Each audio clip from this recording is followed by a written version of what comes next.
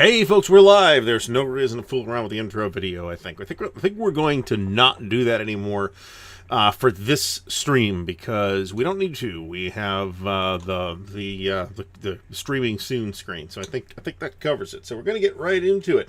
So first of all, thanks everybody for showing up. This, of course, is Buckeye Game Fest week, so that's just getting started. We've got some news from there. It's probably going to be a relatively laid-back show from the look of things so far, but everybody kind of also expected this to be a goofy year. So I was up there this morning for about an hour and a half, and then I had to go back to work. I got to go back to work tomorrow and Wednesday, and then we will be off to BGF for the remainder of the show. We are drinking Lagavulin, and I poured myself an enormous pour because I wasn't paying attention. So we probably will find that this will set us up for the remainder of the evening. But it's Lagavulin 16, so that is good. I actually had a tiny splash of the Kalila 12 left, which I didn't think I did, but it wasn't like a full pour, so I kind of just killed it in the hour before the show. And we are clipping Into the Woods from GMT designer Dick Whitaker, from the legendary series by the late, great Richard Berg. So, that is basically all the units are actually done. We're just actually doing markers and miscellaneous stuff tonight. That said, there's like 2.5 sheets of markers and miscellaneous stuff. So we are gonna probably not finish it tonight, is my thought, but you never know. It could, I suppose, happen. I didn't send out any social media stuff, so we might have a somewhat lighter night than usual, but that is okay. We're going to talk about how we assess value in wargaming. Now, I've touched on this a lot before, but I don't think we've had an actual show about it. And it was actually suggested indirectly by our very own Stigler, who made a comment about something else, or asked a question, I should say, about, the value for money in a particular game. So we're going to talk about all of that. So before we get started with any of that, I'd like to remind everybody to please do subscribe to the channel, and if you want to help support the channel, like the video, thumbs up the video, that helps too. If you'd like to help support the channel, please do check out the Patreon, the merch store, and the Ko-Fi, all of which are linked in the video description, and Super Chats are on, so if you want your comment highlighted, comment or question, to make sure that I don't miss it. I mean, I do try not to miss the comments, but it does happen when, sometimes we have like 100 people in here, and everybody's talking, and it's impossible to not miss questions when that happens. So a super chat will ensure that your comment gets noticed and responded to. Hopefully we won't have any ding-a-lings along like we did last week from wherever those people were. So before we proceed, let's say hello to Wade Moore, James Conway, Dale Brady, Captain Asparagus, John C. from the rainy Philippines, Mike Anthony, Mr. Ghost Butter, Rick Cox, Fucko, Christopher Prest, H. Tuna, Patrick of Patrick's Tactics and Tutorials, gotta make sure I didn't drop that, Stephen Roberts, Alan Salazar, Bill Simone, Charles Latora, William Bird, Vince Ree, Tom Borman, James Whitmer, David Imperato, Joe Okabayashi, Scott Bell, Jason W., John Stanley, Ronald Nicholson from sunny Newark, Ohio. We may actually have gotten sun today for a little while. Tim Zales from Tempe, Arizona. Kilroy of Kilroy was here. Jeff Anderson, if I didn't miss you already.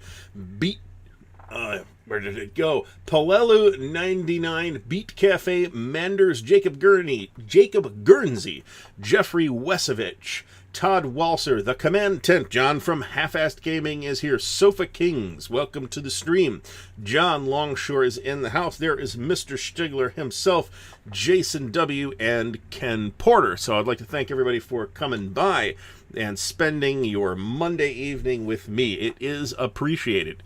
So I actually got started between counterclipping streams on this because I was watching television. Somebody mentioned the NCAA tournament, which I haven't watched in a long time. So I started watching Winning Time, which is the new show on HBO about the rise of the Lakers dynasty. I don't even like basketball. The show's terrific. So highly recommended if you're paying for HBO. So anyway, I'm not going to tell you more about it than that, other than it's great. Everybody involved appears to be having a great time. So we did get a new pre-order solicitation from Multi-Man Publishing this week. That is Storm Over Jerusalem. So if you want to get in on that, do so now while the bigger pre-order discount is active. I didn't look at its number. I don't know how it's doing. I do imagine people have been waiting for it for a long time. I think it will make its number, but I don't know that it'll be out this year necessarily. Kyle Reese, thanks for stopping by. So, what else is going on? So we're still playing. I think we have 4 more turns of Europa War in the Desert to play. 4 or 5 more turns. So hopefully we'll be done with that in a couple of weeks, 2-3 weeks, and then we'll get into Pacific War, which is ready to go and which I'm very much looking forward to. I probably won't take it to Buckeye Game Fest because I can't see playing it. I don't think it'll get played there. Let me put it that way. But I, could be wrong too. Yeah, I'm not only not a Lakers fan. I don't even like basketball, but the show's great. So I have not seen The Bronx is Burning, so I cannot comment on that. So there's actually a lot of legit drama to build a dramatic series off of happening with the Lakers in the late 70s and early 80s. As it turns out, I didn't know that. So anyway, check the show out. I am clipping Into the Woods Stigler, and you suggested the comment for the week. So the Storm Over system is the area impulse system, as in Storm Over Arnhem and Storm Over Stalingrad, which Avalon Hill originated and which has been picked up by a couple different groups, one of which is Multi-Man. I'll also mention, and Fucko has touched on this, that the reprint for Deadly Northern Lights has been solicited for ordering by Thin Red Line. So the way they do it is you basically send them an email and say, yes, I would like a copy. And then when it goes live, they send you an email and tell you, okay, click on this link and order it. And then you pay for it. There are a substantial number of enhancements in this second printing of Deadly Northern Lights, which I already have. So I am hoping that they will have an update kit available. So let us hope so. I am obviously missing the great F1 show on Netflix mentioned by Brian Foley. I do not know anything about that. Palelu99 got his or her Pacific War today. That he or she thinks it looks great too. Captain Asparagus, like Travolta ate it in, says that New York pizza, like Travolta ate it in New York, in Saturday Night Fever, is the only way to go. So I have an opinion. I have an opinion on everything. That's why you're watching, right? Even if I'm full of shit, which does occasionally occur. I'm not a huge fan of New York pizza, but part of the reason is it's really hard to get New York pizza right. And I didn't have any when I was in New York. So I had kind of shabby New York pizza. It's an easy style to get wrong. It's entirely dependent on how good the crust is. Now, I have had New York style pizza outside of New York City that was very good, but it's all about the crust. So don't take that as me saying New York style pizza is bad. I don't think it is, but it's a difficult style to master. Let me put it that way. And it's very difficult to do at home. There's an entire YouTube genre of videos telling you how to make New York style pizza at home using all kinds of crazy shit techniques, like hack the locking switch for your oven cleaning mode off so that you can run the oven to 1,000 degrees and cook your pizza. So crazy thing. So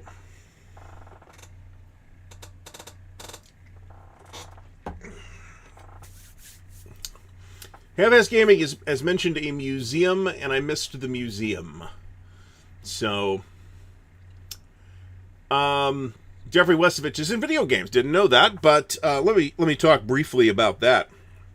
So I picked up Distant Worlds 2, which looks super duper promising, and I'm super excited to play it. Unfortunately, they released a patch that essentially broke the game.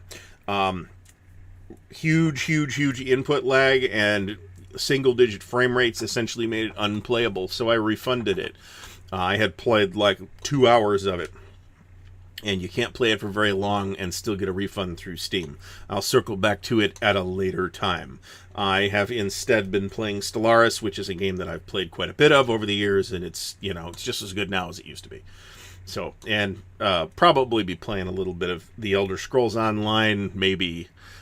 You can get, incidentally, I don't know where you go to get this, and I didn't research it because I already have it on Steam, so you're gonna have to Google this if you really want it. If you're an Amazon Prime subscriber, you can get the Elder Scrolls 4 Oblivion for free. I don't know how that works, where you go, but you can get it for free. I've never spent tons of time in it, but I did spend a ton of time in Skyrim. So what are we doing at Buckeye Game Fest? Let's mention that very quickly. We went this morning and got the tables set up for the things that are going to run starting today, which was Labatt and Forgotten Battles. I don't know what the player situation for Forgotten Battles is, because I had to go back to work by like 10 in the morning. FS Gaming says the American Heritage Museum in Hudson, Massachusetts. I would assume that there's probably a lot of good American heritage type museums in that area.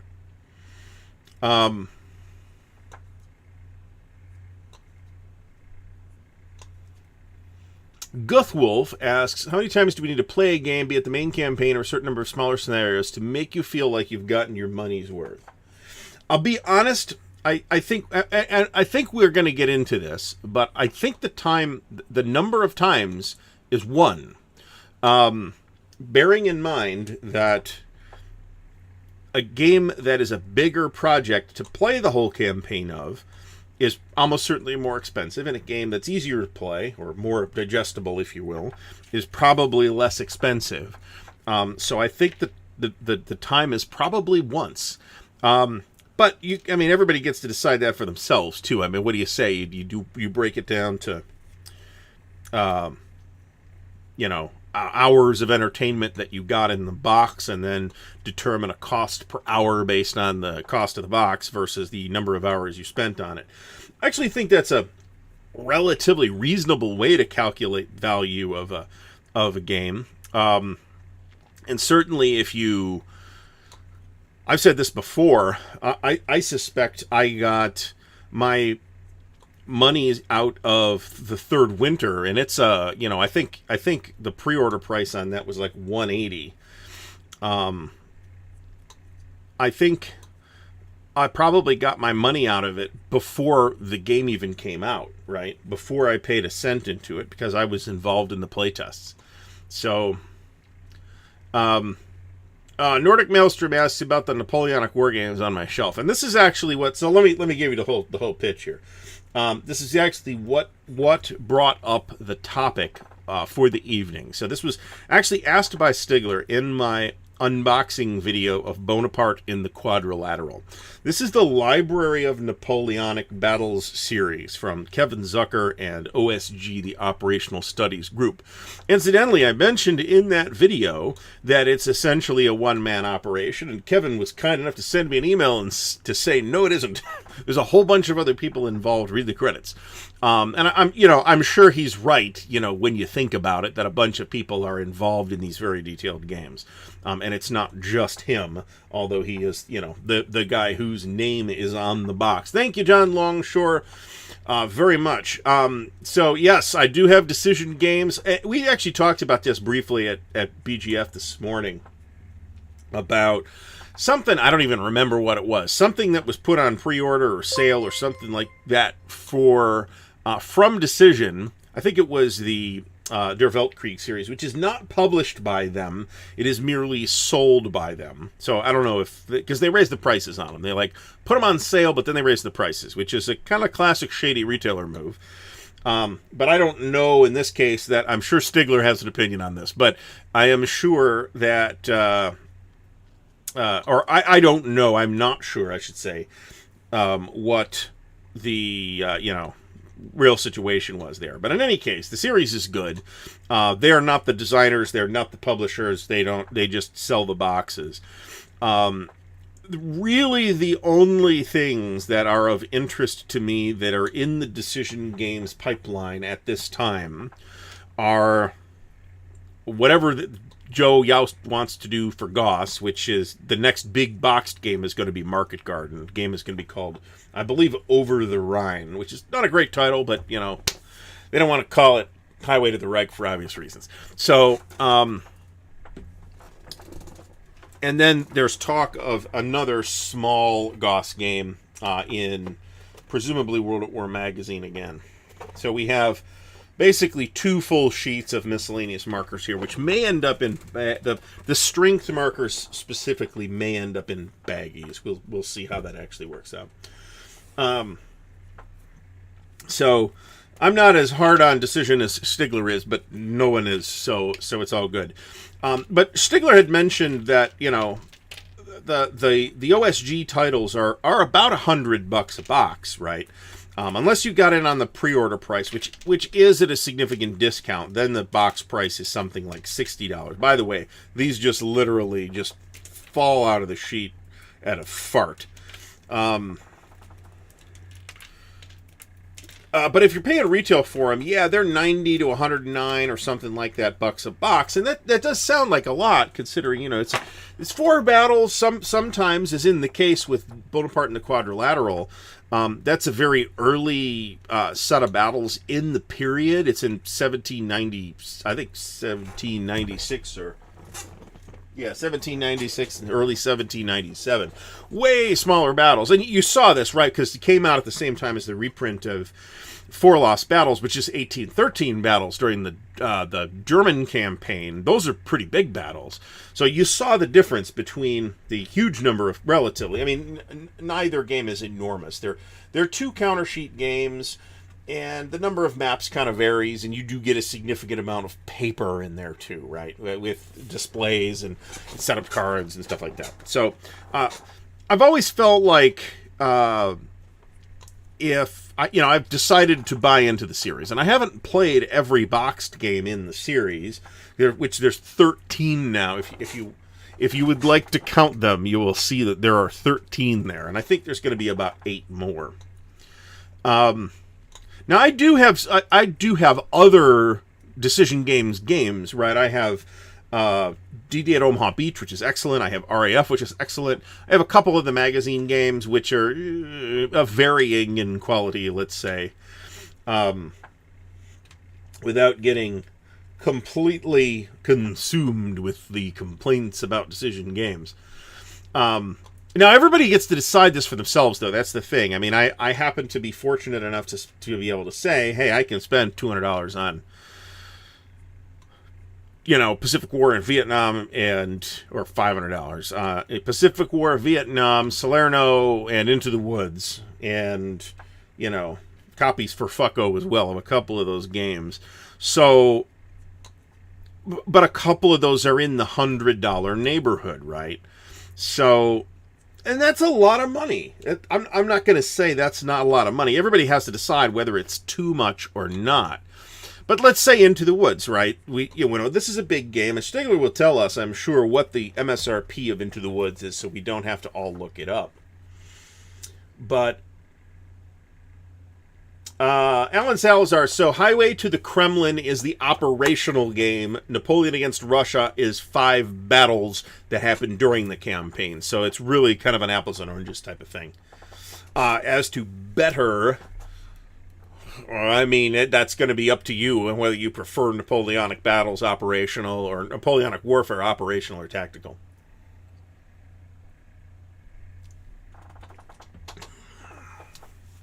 So I've spent, I think the most expensive single war game I've bought was that War in the Pacific, which I don't regret that I bought. I would like to play it at some point, but I have not done so yet. Okay, Now, if I play, and that's actually a great example for what we're talking about, because if I play the Guadalcanal campaign, and I expect, I'm guessing here, but I'm guessing that that's going to take like 10 hours or something like 10, 20 hours or something like that. Is that going to justify the $275 that I spent on it? That's a great question. I'm not sure that it is. So if you're buying a huge game or a hugely expensive game, then I think you do need maybe to get more play out of it to justify that. William Aarons, thank you for the super chat. He has picked up a copy of Age of Napoleon, which is which I had at one point. It's a strategic level Napoleonic game. It's a card-driven game with kind of a simplified Herman-esque card-driven mechanic where all the cards are essentially worth one ops point, I believe is how it works. And it's a pretty well-regarded game. And he asked, is that a good example of the era's strategy games, or are there other games that are much better? Truthfully, I think that Age of Napoleon is probably one of the best games in that niche at its complexity level. So, strategic level Napoleonics with something like, 12 pages of rules. It's pretty easy to play. I think other comparable games, and there are other comparable games, are generally speaking going to be significantly more complicated, with a possible exception of like Risk, Napoleonic Risk. There was actually a Risk Napoleon that came out at some point, which would be neat to have, but it's not neat enough for me to run it down. And I think that was an actual European product, so it's hard to get in the U.S.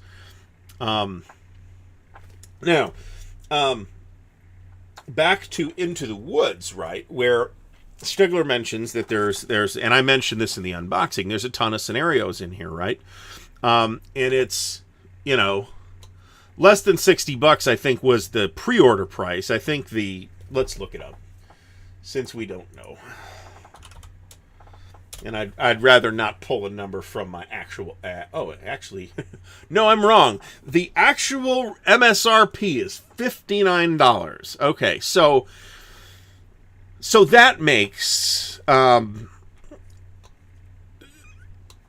think it's reasonable to say that makes Into the Woods an astonishingly great bargain.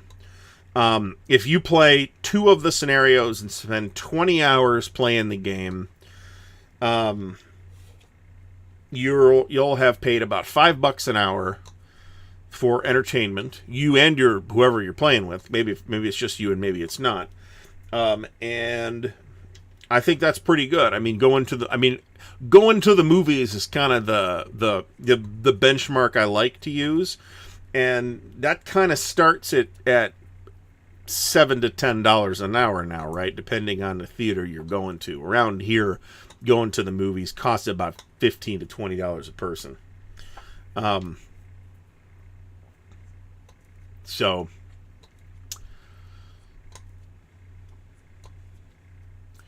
Brian Foley says $41.99 for Into the Woods on Miniature Market. If you are looking for a good discount on GMT stuff, if you missed the pre-order window, Miniature Market is generally where I would go at this point. If it's the discount and the game's in print and they have it. They don't have everything. I checked on Silver Bayonet and they didn't have Silver Bayonet, but so they don't have everything, which is still in print. So they don't have everything that GMT has, but for the stuff that they do have or stuff that's pretty new, I would check at Miniature Market. If it's older, check at Noble Knight or Enterprise Games. David Imperato mentions the Napoleonic Wars from GMT, which is an excellent game. However, there's 2 caveats to that. One is what I mentioned, which is that it is a significantly more complicated game than Age of Napoleon. And 2, it is fundamentally a multiplayer game. And it's a really good Napoleonic multiplayer game. But, you've got to... You really... I think it's at its best at 6 players, and you are going to go off the historical rails. So you got to be okay with that. So... Mike Anthony mentions that Age of Napoleon was a Charles S. Roberts Awards winner. I do not comment anymore on the Charles S. Roberts Awards. I don't know if you knew that. Manders just got his copy of U.S. Civil War from GMT. Yeah, I think that's a good game as well. So the current thing getting shipped from MMP is Aracore, BCS Aracore, which I'm looking forward to. And my credit card didn't take for whatever reason. It actually charged, but then it reversed out, and I don't know why. And they sent me a nice email that said, "Please call us at this number, and we can straighten this out." And I've called 2 days in a row, 2 business days in a row now, and they haven't answered the phone. I've left messages, and they haven't called back. So I'm gonna try and remember to call them tomorrow at some point so that we can get this thing straightened out. But I have an insanely packed rest of the work week here at work, even aside from BGF, which is also happening, in which I'll at least, be at BGF all day. Half the day Wednesday, or less than half, really, but, at least part of the day on Wednesday, and then all day Thursday, Friday, Saturday. And then we'll see Monday, or Sunday, I should say.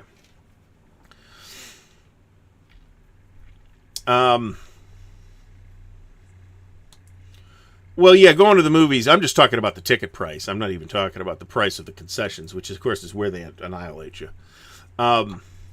Captain Asparagus asks, do we think that PDFs plus Vassal Tabletop Simulator will ever fully replace board wargaming? No, I don't think it will. I think it's a good alternative. I'm sure glad it's available, but I don't think it replaces the face-to-face experience. It is a thing that people have if they can't do the face-to-face experience. There are reasons, Stigler's going to point out, probably, that there's reasons to prefer playing over Vassal, and he's right. It saves setup time. You get, benefits, counter handling, and all that stuff. And those things are all true. But I don't think it's ever going to replace, hanging out with your friends in the same room. I mean, there's our OCS game played with the same people on Vassal would be absolutely intolerable, because I'd be sitting there browsing the internet for 2 hours at a time while I wait for the other side to go, and if we're all in the same room, we can shoot the shit while we're doing that, and that turns it into hanging out with your friends, rather than necessarily just playing the game per se. But there's different formats and venues, right? On convention games, maybe you're not playing with your friends, you're playing with different people because that's who you got available.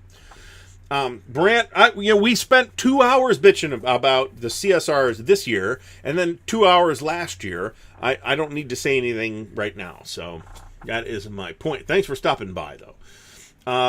Captain Nolan says Age of Napoleon was also a 2003 Walter Luke Haas Best Simulation winner. I have no idea who Walter Luke Haas was.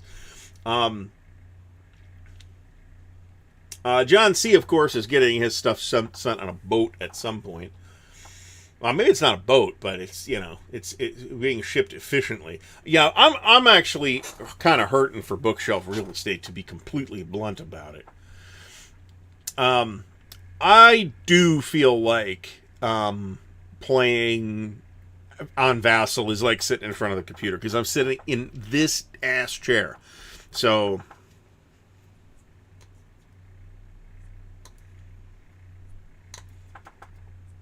Vassal is cat-proof. That is another advantage. You don't have to worry about that.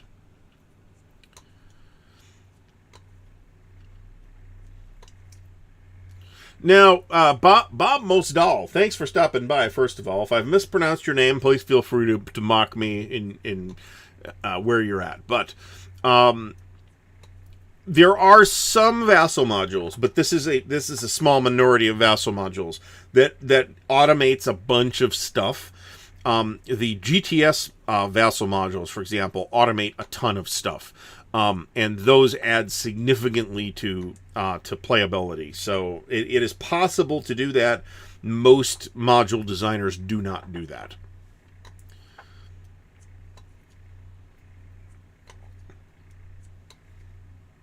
And Stigler's right. Most gamers do have a hard time. It's not even face-to-face. It's sometimes online.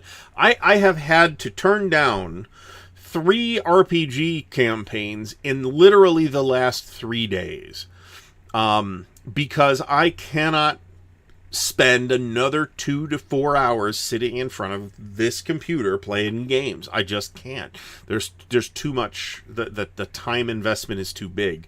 There's, I literally have Sunday morning free for stuff that's not work or family or the channel or games, right? So, and if something, happens to come up, like this past weekend, the surprise in-laws visit, that was a joy.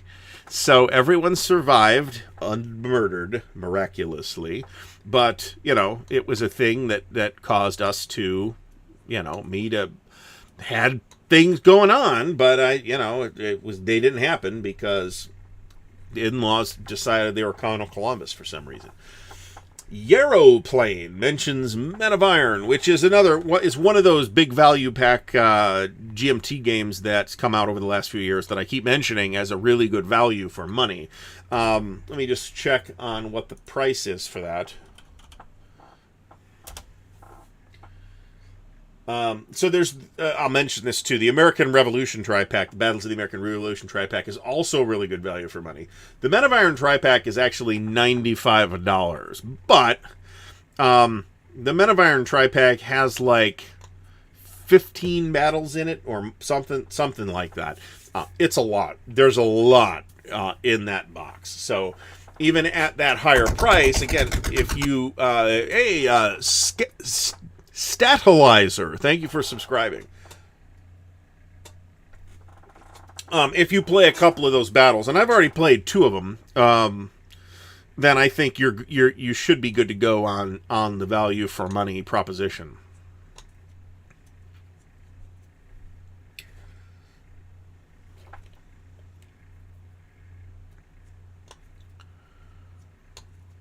Graffiti's Albion wonders if game prices will come down to same levels once COVID, logistics, and other supply issues come back to normal. I doubt it. Prices never really, other than for commodities, where prices can fluctuate due to supply and demand, prices on everything else pretty much don't ever go down. So I doubt that if you feel like today's game prices are really off the hook, which, I can't argue with you on that, because I am not going to tell you that, no, you should be perfectly delighted to pay $95 for the Men of Iron Tri-Pack, right? Maybe that's just out of reach, and okay. But in terms of the amount of money well, not the amount of money, but the amount of effort and research and all that stuff that goes into these things, I think it's perfectly reasonable for Wargames to cost what any other kind of comparably produced games do.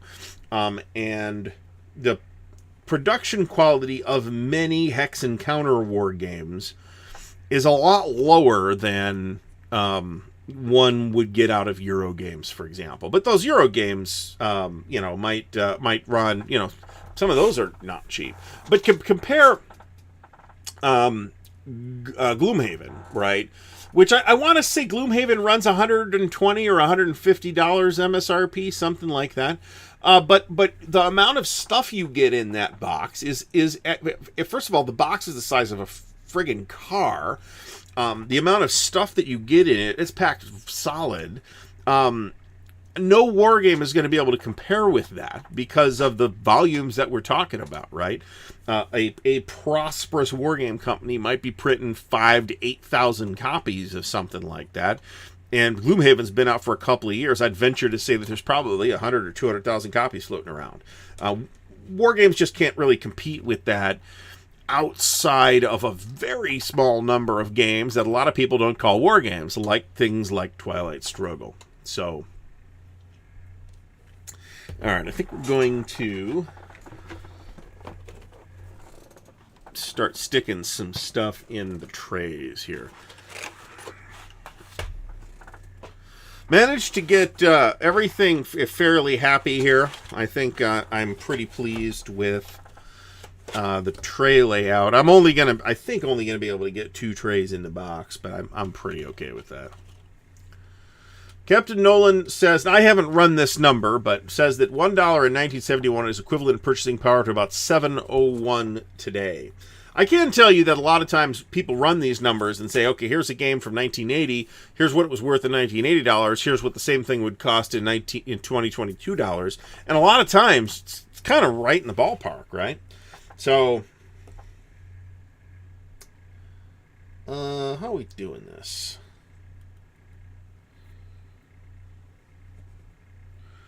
That's got to go there. I guess we're putting collapsed over here. Oh, if it's got 50K voters on BGG, there's probably 500,000 copies of it in circulation. That would, I mean, that's a guess, but I would just assume that only about 10% of people that own a game register that they own it on BGG. So, please do thumbs up the videos. And we have, what do we got right now? We got 121 people watching right now is what it looks like. That's pretty great. So I would like to thank everybody for stopping by as we try to work our way through this very aggressively poured scotch. So,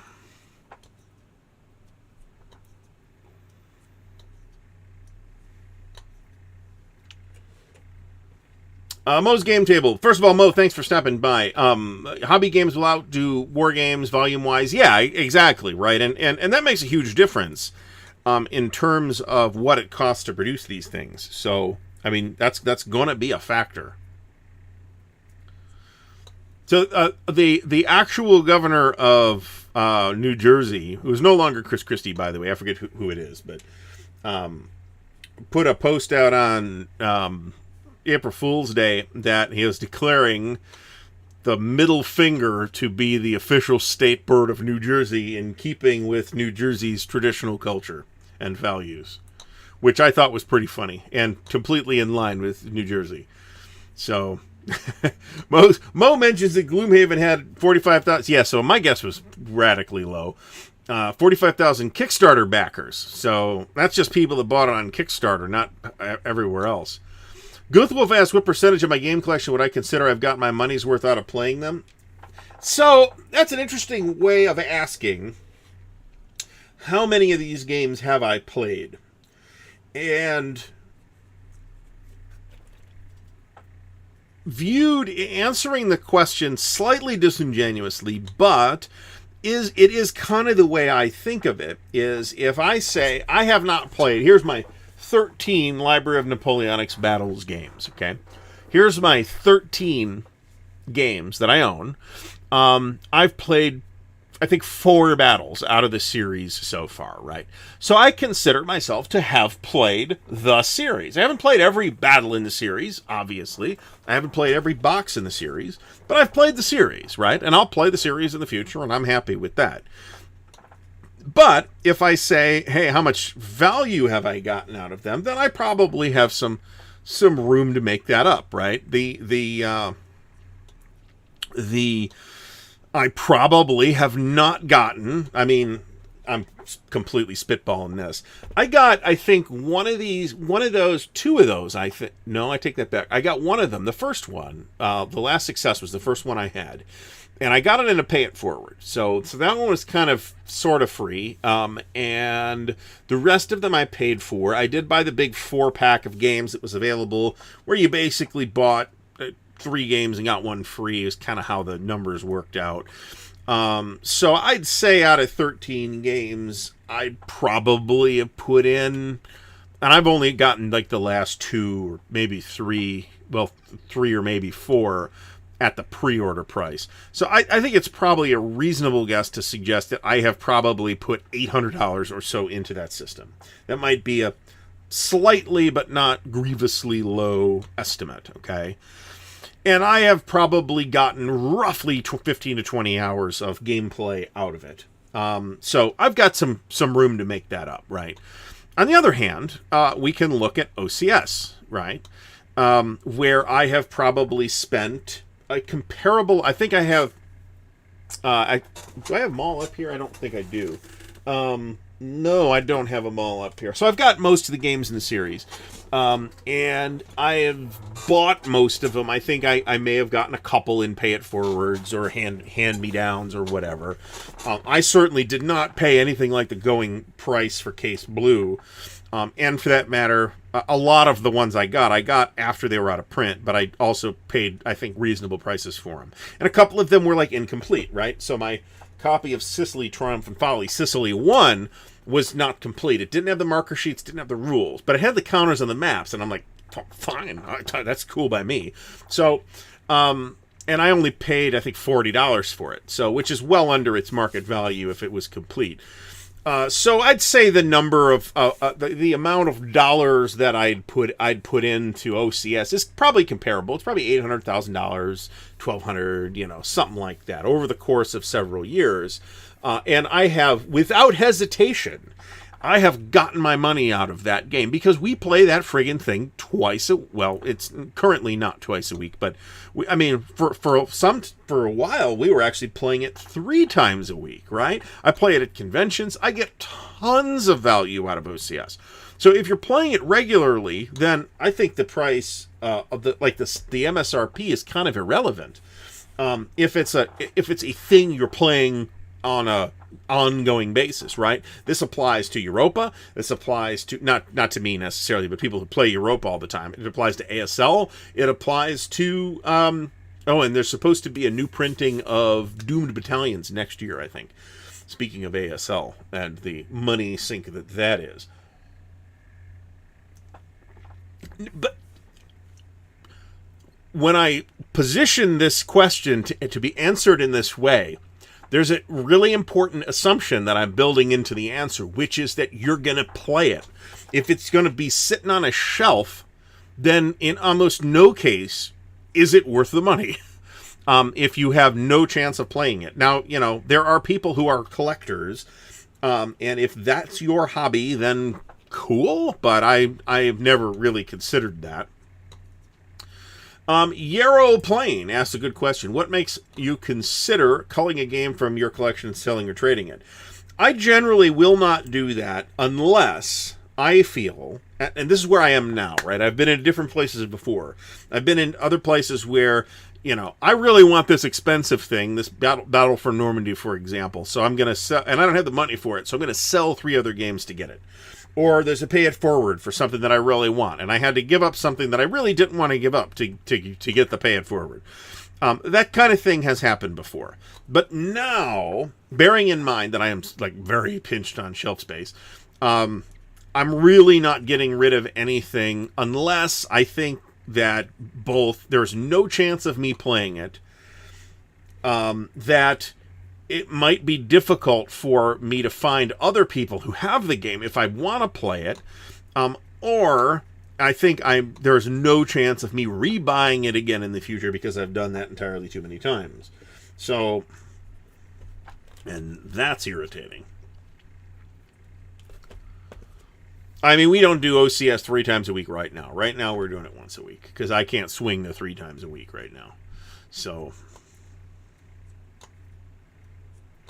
Stigler, I've had that happen too. Stigler mentions that he had talked about he was looking for a Hofcap and somebody reached out with a very good price. That happened to me with Stonewall Jackson's Way too. Actually, somebody had heard, I don't even know where they heard, that I was looking for a copy, and they reached out to me on Consim World, which is not even a place I go to all that often, and said, "Hey, I got a copy," and I forget what they sold it to me for. It wasn't cheap. It was.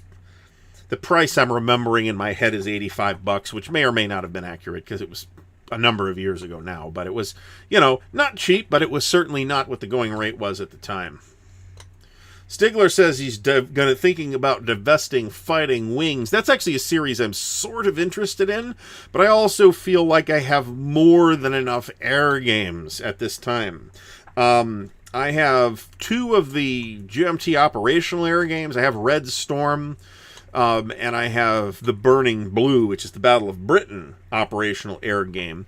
Plus, I have Air Force and Dauntless from Avalon Hill, which, Fighting Wings is probably better than those. But at the same time, I've got Air Force and Dauntless and not Fighting Wings, and I don't need to add something to the list. So my like real want list is now kind of an aspirational list of aspirational bullshit that I'm probably never going to encounter for a price I'd like to pay, like Le Grand Guerre and stuff like that.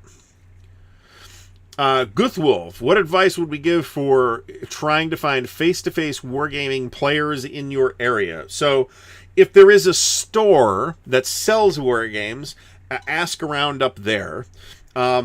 Check out the... I hate to suggest this. Check out the really all the places on the internet that you can network other wargamers on, right? BGG is one of those places. Consum World is one of those places. Facebook is one of those places. Go to the Facebook Wargamers group. It's got like 15,000, maybe more players in it. If there's something specific you would like to play, you'd be maybe surprised at the number of system-specific or topic-specific dedicated Facebook groups. And you can ask around there as well. So, Stigler says, sometimes they don't exist close to you. And sometimes that's true, but usually it isn't. Usually you just don't know about those people. So there are examples of where, somebody lives in the middle of friggin' nowhere, and that's an actual problem. But I would venture to say that if you live reasonably close to a metropolitan area, that there are, in fact, people that you can find. They might be obnoxious douches, but you got to figure out who the people are that you want to hang out with, too. Gaming conventions are a good place to find opponents but wargaming, a lot of regular gaming conventions do not feature wargaming anymore. So that can be a little tricky, unless there is a wargame-specific area. If you don't mind asking Guthwolf, what is your area? Because that might make a difference. You might be surprised if it's, there's groups that I'm aware of in the Triangle down by D.C. in that area. There's First Minnesota up in Minneapolis, St. Paul. There's Cabs here in Columbus, Ohio. And if John Tsai in the Philippines can find wargamers, sometimes you got to raise them yourself, but there's at least one more that I'm forgetting about. But there's a big Kansas City wargame group too. There's a big Seattle wargame group. Raleigh, North Carolina. Oh, Jesus Christ. Brant, tell him who to talk to. So there's a ton of wargaming happening down there. So you are really going to be okay. Hopefully Brant is not left. But you can actually, Guthwolf, if he has left, you can go to the Armchair Dragoons website and register on their forums and ask around there. And a whole bunch of his peeps are on that forum. So, and yeah, John C. mentions that there is a big wargaming group in Hong Kong, which I am also aware of. And there is at least one good wargaming store down there. That is considerably less common. All right, where are we at here?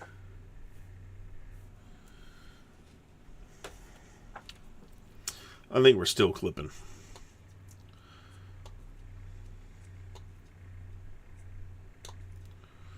Wargames groups in eastern Pennsylvania, like the Philly area, I'm sure there are. But I'm not sure who that would be. So,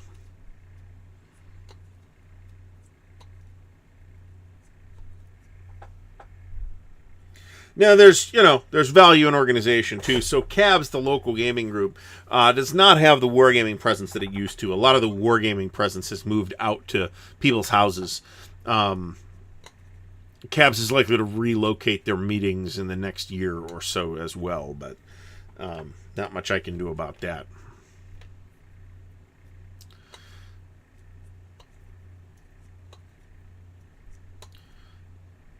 Captain Nolan, I'm not sure if there's a formal wargaming group, but I personally know 2 wargamers that live in Denver or near Denver, so it's happening, including one of our formerly local OCS guys who moved out there. So if you want to play OCS, if you want to send me an email at ardwulfslair@gmail.com, I can put you in touch with some of those people. Our very own John Madison is out there as well. Now, I do... John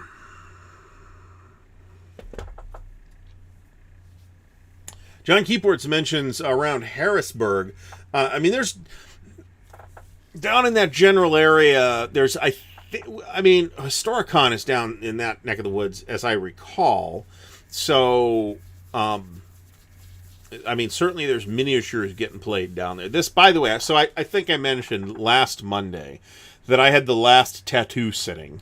So it's finally done. And, man, it's just ferociously, and I got kind of a rash underneath it, which I'm hoping is not the ink. So if I appear to be doing this a lot, that's why. Because it is fairly irritated, and I have put a steroid cream on it to help the rash go away. I think it's a reaction to the soap that I was using or the moisturizer that I was using. So I switched to a different moisturizer and stopped using that soap and just went to my regular soap that I picked because it didn't irritate my skin. So...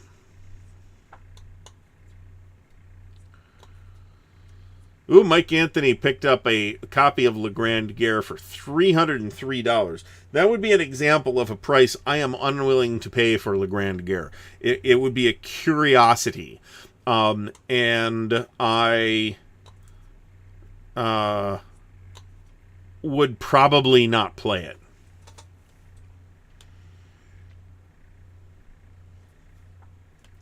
Yeah, it's almost like there's been some shit going down in Portland over the last few years.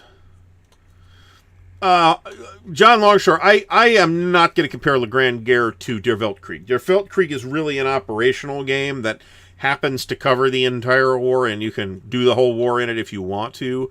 Le Grand Guerre is a game of roughly the same size as Guns of August or Balance of Powers or Storm of Steel, maybe. It's a big game, but not the same type of thing as the whole thing getting done in Der Weltkrieg. So, Callendale loves it. Highly recommended Le Grand Guerre, but it's really hard to find. It's even harder to find for a non-ridiculous price. It's a great, kind of benchmark for a game. Is it worth $303? I would have to say that I'm going to assume that it's about a 50-hour game. I'm guessing, but that's probably not wildly inaccurate. If that's correct, then I would need to play it every year for about 6 years to feel like I got my $300 out of it, I think. So, maybe not. Maybe two to three times would be enough. But that's the kind of thing that even if it fell into my lap tomorrow, I might never play that at all, let alone play it 2 or 3 times. So for that reason, I am unwilling. I'm not saying that it's not worth $303 to somebody, but it isn't to me because frankly, you can actually find the rules online. I've glanced through them.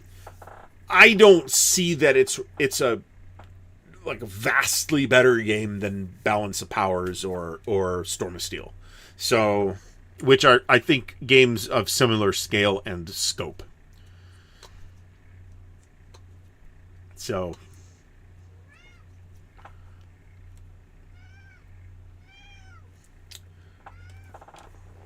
wait. So she snuck in here earlier. So, but she doesn't like to be manhandled. This is Satine. So you can see she doesn't like to be manhandled. So you can go away. But she wants attention. Maybe I should let her out. Hold on.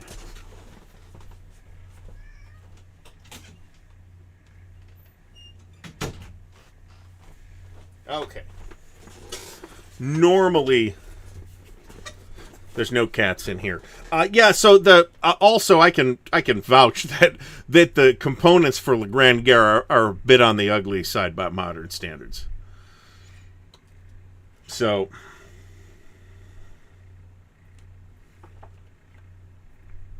Custer61 said he recently paid over $100 for a game for the first time in his or her life. If you don't mind my asking, what game was that? I'm curious to know what... Yeah, Nordic Maelstrom asks as well. Curious to know whether it was a new game or an old game or whatever. We are now at the point where you can absolutely get a copy of... I think Guns of August is not a great game, frankly. And I'm not sure you can still get Balance of Powers, but I think you can get, even if it's out of print, I think you could probably get Balance of Powers for not an insane amount of money. For, in the $100 neighborhood. And I think it's a solid game. There's good buzz on... I forget what it's called. Is it Struggle? No, it's not called Struggle of Empires. It's the kind of reimagining of Guns of August from Compass. That got there's some people that like that too, and maybe it solves Guns of August's large grind problem. Stigler, have you seen the prices on River of Death? It goes for absolutely nutty money. So that's the one game in the series, the modern series, that I don't have a war game set up right now, so it's okay to have the cat in here. She snuck in, so $200 for the L2 Streets of Stalingrad's really not that bad, David Harrison. Thanks for stopping by. I think I paid $100 for Three Dog, unpunched, so I was happy with that. Mike Anthony, I'll be honest, in 2017, I think $50 sounded about average to a game to me. 5 years ago, so yeah, it sounded about average. Again, though, I can't tell you what your budget looks like. So, if folks have a certain amount of... I have the advantage at the moment, or have had the advantage for the last year or so, of having a pretty good job in a old shitty house that doesn't cost much money. So I've kind of... Imperial Tide. That's a one-sitting World War I game. And I got good buzz about that. For what it's worth, but it's not a game you can, I think, meaningfully compare to Le Grand Guerre.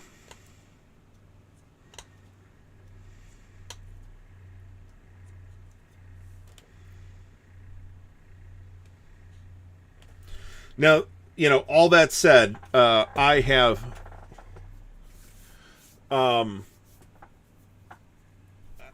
in the last year or so, there have been several months in which I have overspent fairly dramatically. One of those months was January. Remember when I complained about how much I spent for how much GMT hit me for? That turned out to be about half of what I spent on games and game-related stuff in January. Okay, so that doesn't count, Winterfest or anything like that, where I didn't walk out with a bunch of games. I did buy a couple of things from one of the guys that was there, but I didn't spend a ton of money either. John C. says he bought the entire GBACW series for several $100s from someone who's selling it to raise funds to run for... Okay, well, good for you. I got a good price on all of them except for River of Death and Twin Peaks and Three Dog, which I had already had at that point. And I actually might have had Dead of Winter as well, but I got Gringo and Red Badge of Courage out of that deal. Let me put it that way. Custer61. Well, if you're going to have a game, I mean, this is why it really comes back down to, are you going to play it? If you're going to play it regularly, yeah. I mean, whatever you pay for it is probably fine. I mean, people are going to spend some amount of money on their hobbies, regardless of what it is. I mean, some of us have seen what golf clubs cost, for example. I'm really not that person because I don't golf, but I'm aware that they're expensive because my brother golfs. But, you're going to spend hobby money one way or the other. So, I guess the lesson I would impart is be aware of what you're spending. Don't do anything stupid or family budget ruining or anything like that. And, unless you are a collector or somebody who thinks that somehow war games are an investment, don't buy stuff you're not going to play, or that you feel like there's no reasonable hope of playing. I think we're going to have to start in on the baggies, because these collapsed markers, I frankly think there's way too many collapsed markers.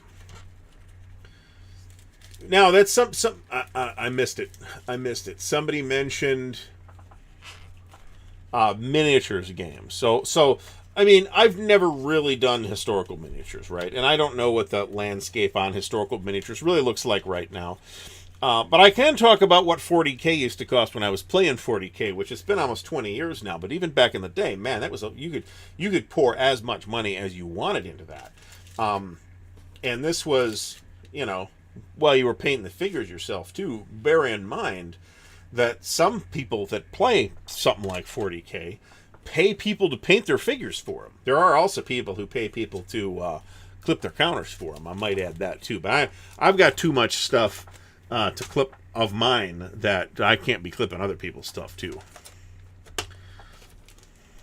So, all right. So flipping to the other box. More Confederate activation markers, of which there's kind of a lot. 40K, it's GW products. I mean, they're going to redo the whole thing in a year anyway, right? Why bother? The way I see it.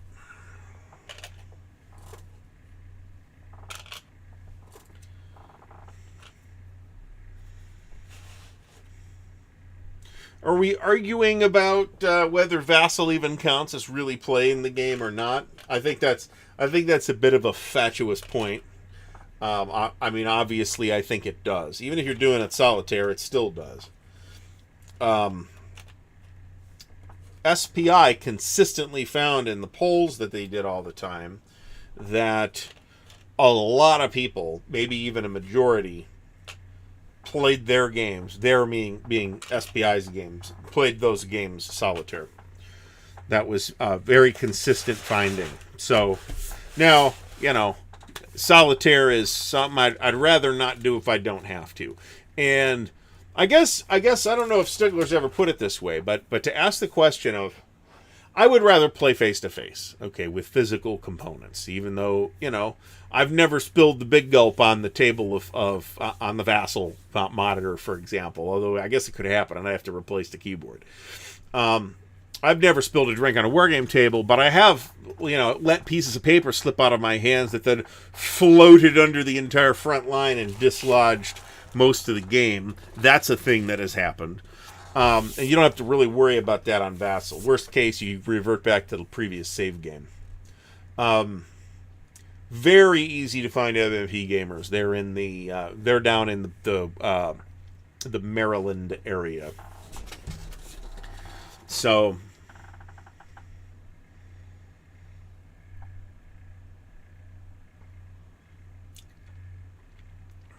I assume Stigler has answered John C's question about the newest GBACW rules. Yeah, you can totally play the new. I mean, the changes are not that big. They're actually significant, but it's not so big that you can't play the old games with the new rules. You totally can.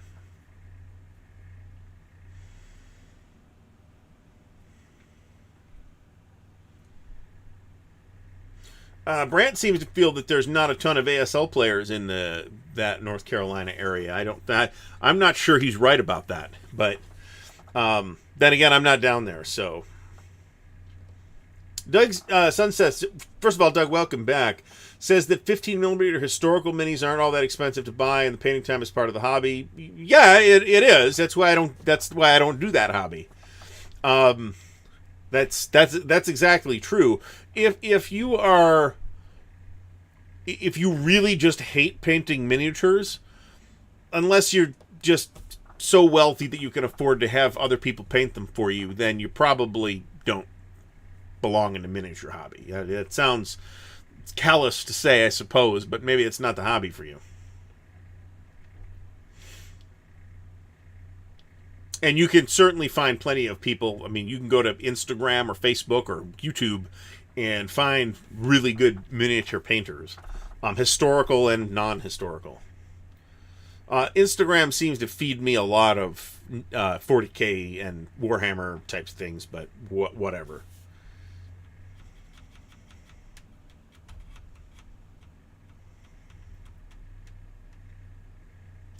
Rafidi's Albion. So GCACW is a little bit different. If you are talking about the multi-man games, so the original series of GC. Hold on a second.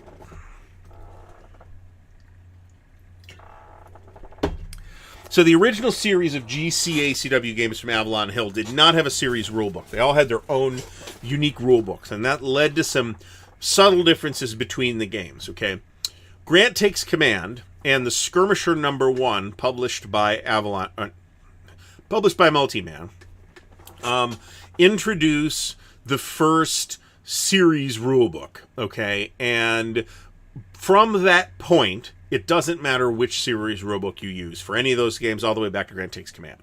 Now, to play with the series rules in the old Avalon Hill games, you actually need a special retrofit counter sheet that was available through the Skirmisher #1. And it replaces, I think, leaders and some units with different values, because that version of the rules kind of unified the values. I am not sure. Patrick from Patrick's Tactics and Tutorials may know where you can get a copy of that counter sheet. You may be able to find it on Multiman's GCACW support site, and print it yourself. It's a half-size counter sheet. It's not that many counters. Captain Nolan, send me an email at ardwulfslair@gmail.com, and I will get you in touch with Mr. Madison.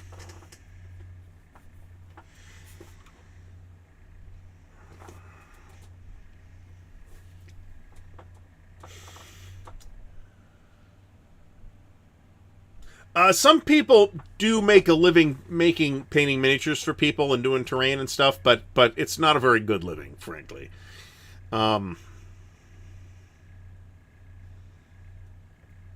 So, Crusty Captain, this is kind of an old canard,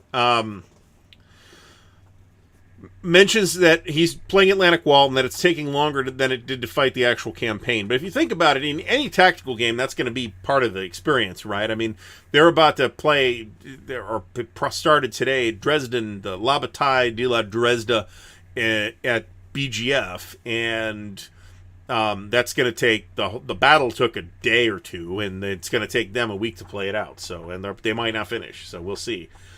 Skirmisher 2 was okay. So Skirmisher 2 has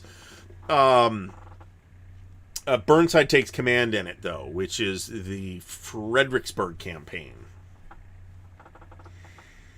So yes, there's articles and scenarios, but there's also a counter sheet as well.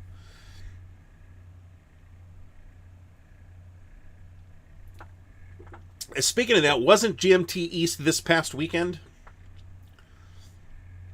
Something like that?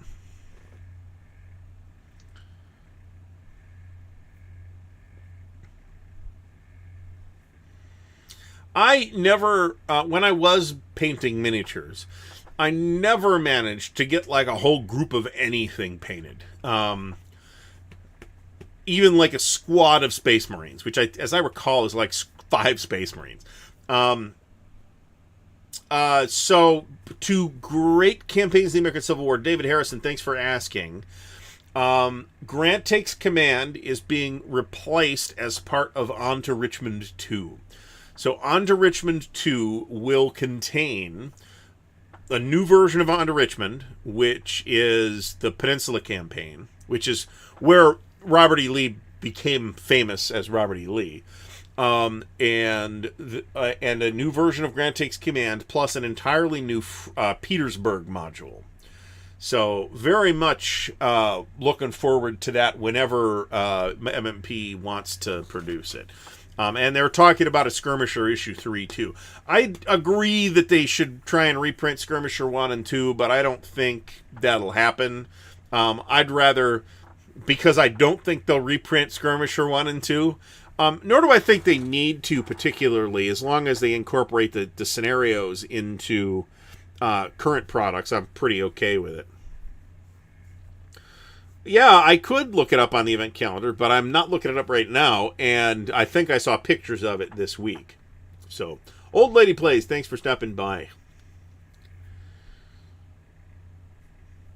I don't think, John, that does not match my experience either. I mean, I don't think that's what led me. I mean, I started with board wargaming, right? And eventually got into 40K because that's what my friends were playing.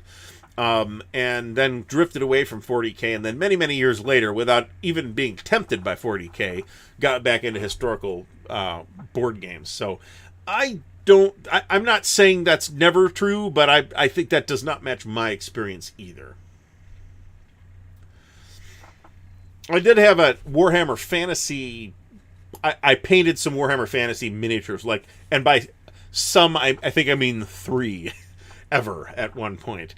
Some like an elf and an empire guy and maybe 1 or 2 other ones and one of the wizards, and that was all the Warhammer Fantasy stuff I ever got done.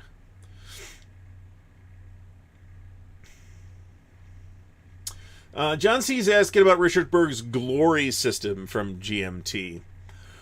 So that's another, I think that's a brigade level system, which puts it in a kind of a different niche from either GB-ACW or GC-ACW.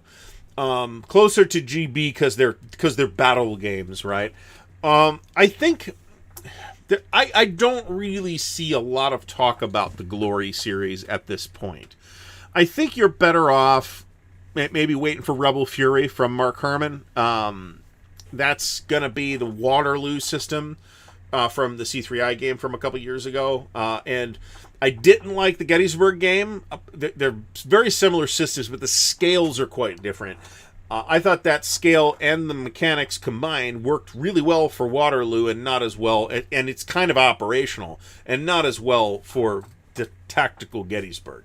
That's just me, but I am, since finding out that it's going to be, Rebel Fury is going to align closer with Waterloo than Gettysburg, I'm a little more interested in it now than I was.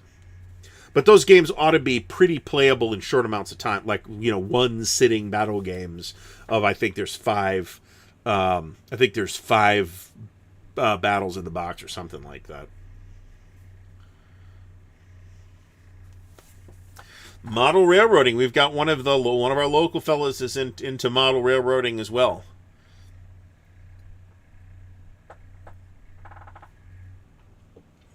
Yeah, as literally the week I picked up Grant Takes Command, and I came home from that convention and found out that they were going to do Under Richmond too. So, and then it was admittedly a couple of years before they actually announced it, but. ACW and Napoleonics use the same system. Not really, no. There is a certain kinship between GB-ACW and the Jour de Gloire series, which started out as the Richard Berg Triumph and Glory series from GMT, which I think there was 2 games released by GMT, and then Frederick Bay picked it up and ran with it as Jour de Gloire. So, I think it would be a stretch to say that they're the same system at that point, but there is, they're both Berg-designed battlefield games, so I think there is some kinship there. System 7 Napoleonics, Old Lady Plays. I remember that, but I never played it. I think our man in Amsterdam, Jim Ozarski, probably has, because it's Napoleonic, and that's him. So... PC version. So there's a PC game called I forget what it's called, but I'm going to call it Model Builder Simulator, where you simulate on your computer building plastic model kits, and it's absolutely insane. Ooh. Custer 61, good call though. So I don't think that's quite the same system, but they're pretty close. He mentions War and Peace. This is the Avalon Hill War and Peace plus 1776 plus the 2-game set that combined were called Mr. Lincoln's War from 3W. All Mark McLaughlin games. Mr. Lincoln's War was Army of the Potomac is one volume, and Army of the Tennessee was another. One, covered the East, the other covered the West. You put them together, which you could do. It was designed that you could do that, and you pretty much get the whole Civil War. It's some of the lowest quality components I've ever had the misfortune to personally handle in the wargaming hobby. The counters are garbage, the map is garbage, the art is bad. It's the system had this is Mr. Lincoln's War. The system actually did have promise, but it's also kind of bland at its scale, right? It works better at the scale of War and Peace, I think, or 1776 for that matter.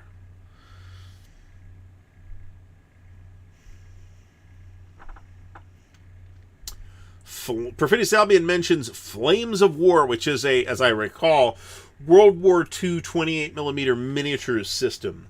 As such, it is 100% outside my interest range, but if anybody wants to have, there's certainly people that like it, so... I don't know if John Madison's comment about it is fair, but I also have the impression that it is basically World War II 40K. That could be nonsense, but that is also my impression. Oh, good Lord. Jug Sunset mentions that the Falklands invasion was 40 years old this week, 40 years ago this weekend. Oh, thanks, Doug. Appreciate that. Squad only 28mm minis rules for World War II. Flames of War is the one I know about. There's at least one other one. James Whitmer asks, is the Napoleonic Brigade series similar to the Civil War Brigade system? Yes, not identical, but yes, quite similar. Both series are dead, by the way. There were, I think, 5 games in the Napoleonic Brigade series, and a lot more than that in the Civil War Brigade series. The Civil War Brigade series actually was a series that ran for a long time. They did a lot of boxes. It was quite well regarded, and I guess, I don't know if... It may not have strictly been a sales question of why MMP decided that they were not going to continue that series anymore. It may be that Dean and those people had just decided they weren't that interested in doing those battles at that scale anymore. But they had also done a ton of battles, so, maybe they ran out. That sounds stupid, but I don't know. Maybe their interest ran out. Let me put it that way.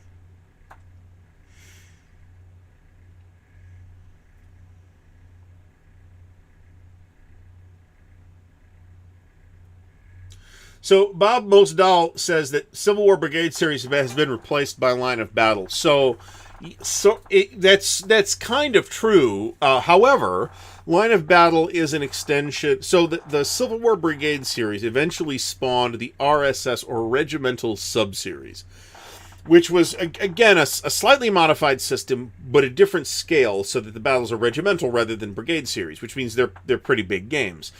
They did, I think, 4 or 5 games in the Regimental Sub-Series, and then during one of the efforts to update that series, that effort evolved into Line of Battle, in which there are now 3 games. There's None But Heroes. Do I have them on the shelf? Yes. None But Heroes, which is Antietam. Last Chance for Victory, which is Gettysburg. And To Take Washington, which is Fort Stevens and Monocacy. And it's a good series, too, but it's regimental, right? Not brigade series. So, it's certainly a related system. There's a scale difference there that turns, a brigade-level Antietam is something you could play in a weekend. Regimental-level Antietam is something it's going to take you a couple of months to play, right? So,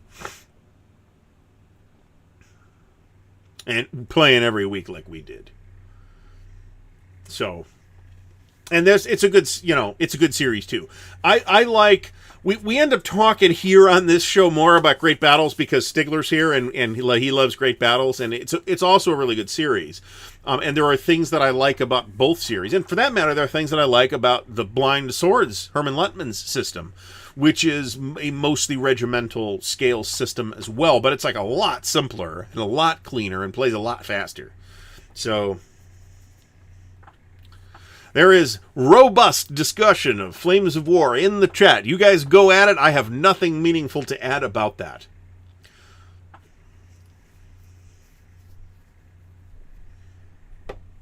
Yeah, I poured too much. This is how much I should have drunk, and not how much I have drunk at this point.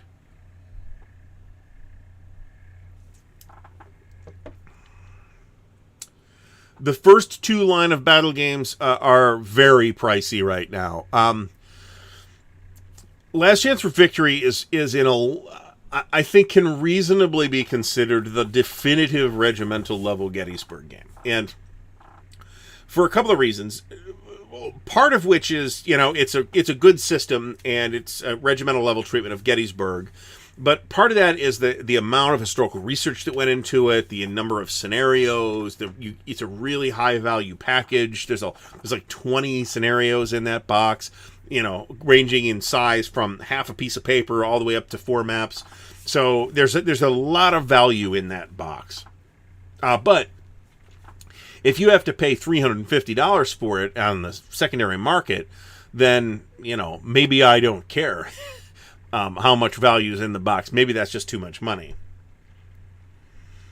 David Harrison mentions Last Chance for Victory and None But Heroes. None But Heroes goes for just as much, and I got a very reasonable deal with Mr. John from Half-Ass Gaming.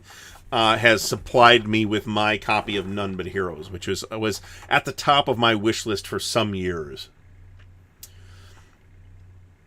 So Captain Asparagus asks about Empire and Federation. I assume he's talking about Federation and Empire. That is like the strategic level Starfleet Battles sim game, and it is very spreadsheety.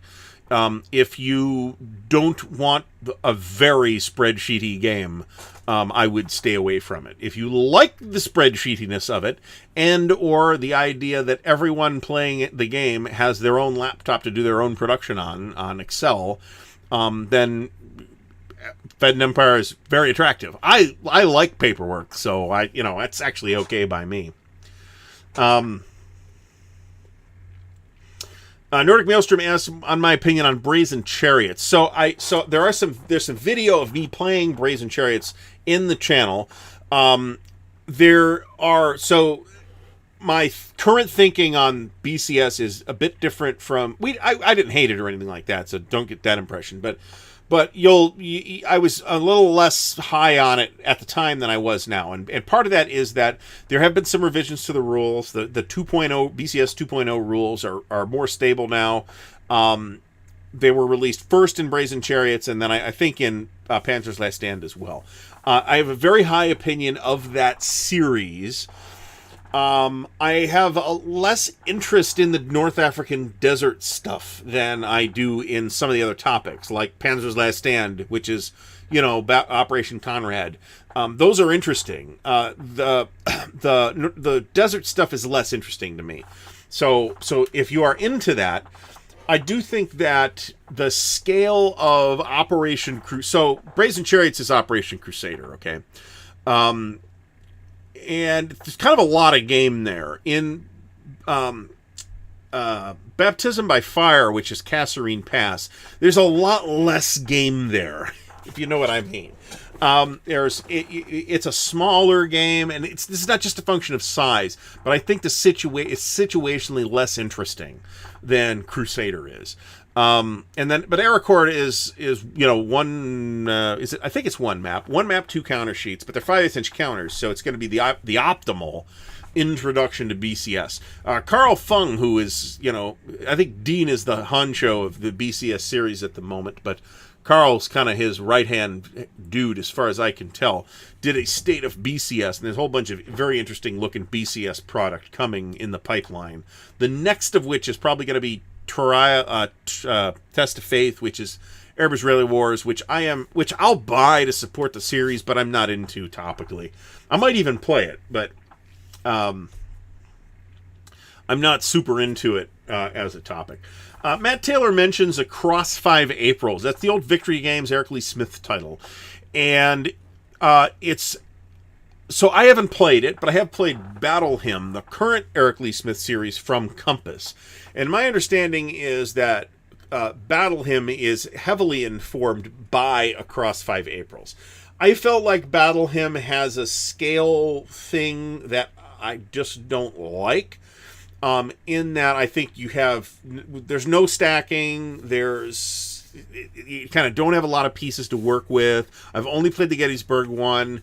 I found that the scale was not a good match for my level of interest in that battle. And therefore I kind of think that would be true of Across 5 Aprils as well. But there are plenty of people that really liked Across 5 Aprils, so don't let me spoil it on you. Tom MC, yeah, I'd say Vietnam 65 to 75 is somewhat spreadsheety. Fed and Empire is very spreadsheety.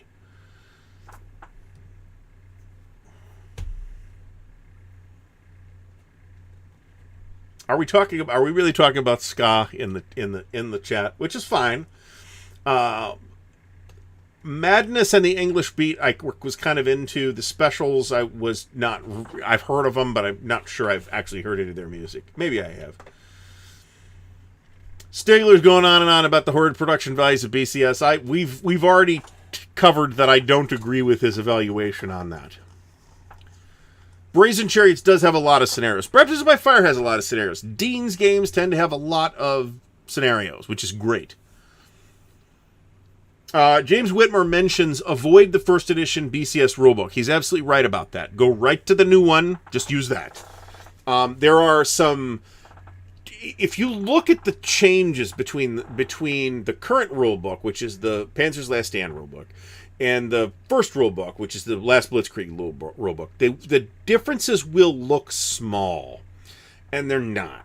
There are a bunch of subtle but really important changes in there. And the new edition plays way better. So,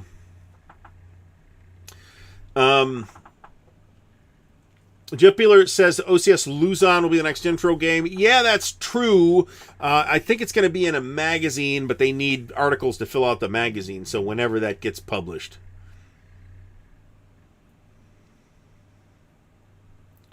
One step beyond. Nice. Perfidious Albion says that he found Critical Hits Advanced Tobruk was a really good treatment on the original Avalon Hill Tobruk game. I mean, maybe that's true. My problem with the Advanced Tobruk system is basically that the publisher is disreputable. And if you want to get into it, it's really not clear on their website what you are supposed to buy. So...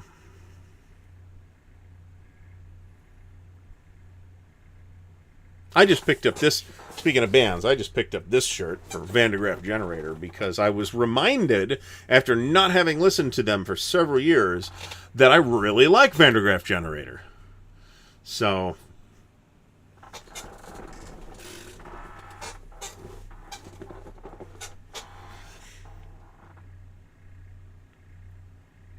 It looks like Doug has seen basically everybody. I have not seen that many concerts. There's definitely concerts I regret not going to see. I have an enormous regret that I never got to see Yes in concert. Dan from No Enemies Here, Vandergraaf Generator fan, apparently. That's great. So, English band, by the way. Doug mentions, I'm a big fan of Styx, actually, until Mr. Roboto came out and turned them into a novelty act and destroyed them. Styx was awesome. Kansas was pretty good. Rush, of course, is great. I have seen Rush in concert. Blue Oyster Cult, regret not seeing Blue Oyster Cult in concert, too, thinking about it. Black Sabbath, there's like 5 different bands. I mean, it would have been something to see the Ronnie James Dio incarnation of of Black Sabbath. Andrew Franca asks, why is the ATS publisher disreputable? They have a reputation for not playtesting or proofreading. That's why.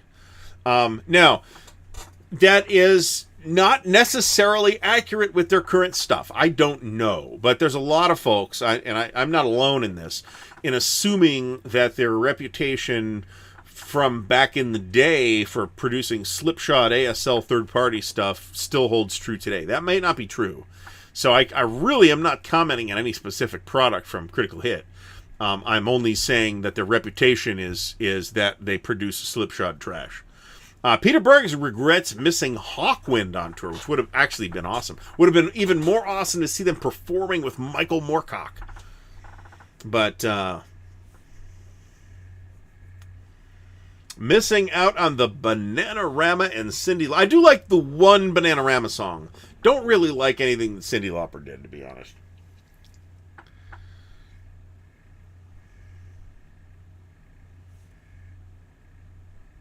Pink Floyd. Pink Floyd is 3 great bands, actually.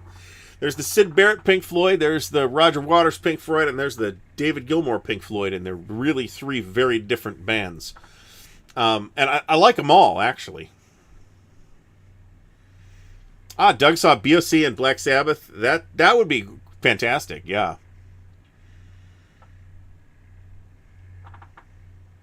I mean, I like a lot of the Dio stuff, right? A lot of stuff that he did with Dio, a lot of the stuff that he did with Rainbow.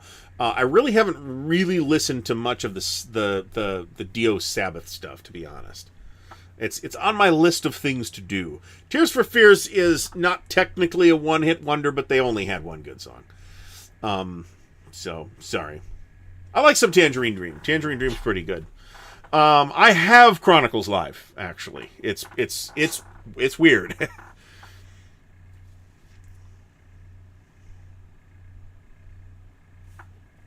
The Who Farewell Tour back in 1983. They had a reputation for being the loudest band at one point.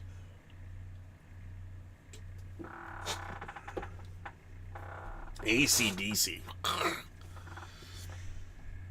AC/DC did some catchy stuff. I shouldn't disparage them that much, but they're not a band I would ever under any circumstances have gone and paid money to see. Iron Maiden, yes. The Judas Priest, sure. AC/DC, absolutely not.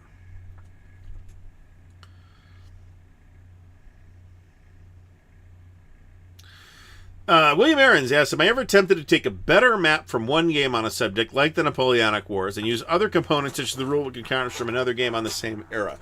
Yeah, actually, but it's I mean, I think it should be relatively obvious that you'd have to put an awful lot of work in, possibly an equivalent amount of work to just designing your own game to actually make that work.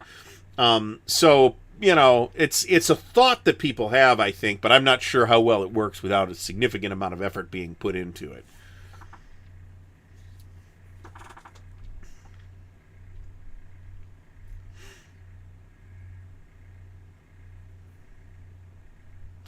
The Genesis stuff was all, in the 80s, was all Phil Collins. I forget when Peter Gabriel left, but it was, I think, right after The Lamb Lies Down on Broadway, which I want to say was 78 or something like that. So all the 80s Genesis stuff should be Peter Gabriel, should be Phil Collins. But they still did several good albums with Phil Collins. Invisible Touch was the end of, as far as I'm concerned, was the end of the line with Genesis. At the point at which Invisible Touch came out, Genesis was not worth listening to anymore. Stigler was in Gettysburg when he learned that Tom Petty had passed on. A black day for rock and roll music, actually. So, I do have The Damned Die Hard, which is the Glory series, which is the Pacific Europa game of the Philippines in 41. Not Philippines in 44, mind you. You needed a separate game for that. And I don't think I did a video of this. But it's 3 counter sheets, so there's a decent amount of stuff here. The Japanese are, you know, in sort of a rather bizarre red and pink. But I guess that's better than having them in a blatantly racist yellow, so there's that. But it's an interesting looking game, and I got it for a pretty good price.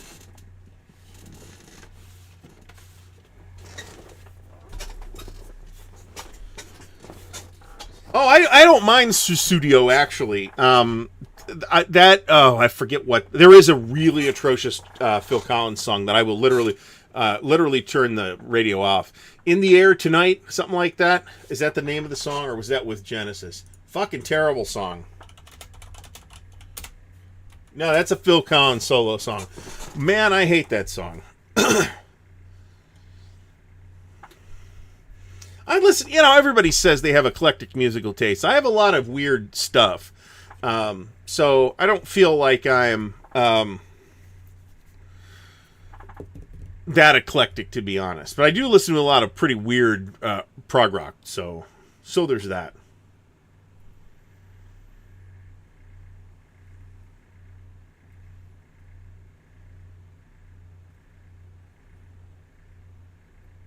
Yeah, so Bill Simone, at that point, Phil Collins had absolutely sold the fuck out.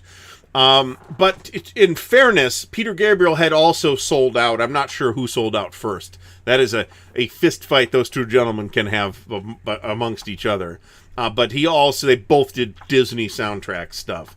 So I like, generally speaking, I think that the Genesis material with Peter Gabriel as the front man was better than the Genesis material with Phil Collins as the front man, but there's still several really good albums where, after Gabriel left, there's at least 3 or 4 really good albums. So Strelnikov, I think I saw that picture. Either I saw that you posted that, or I saw somebody else that thought of it.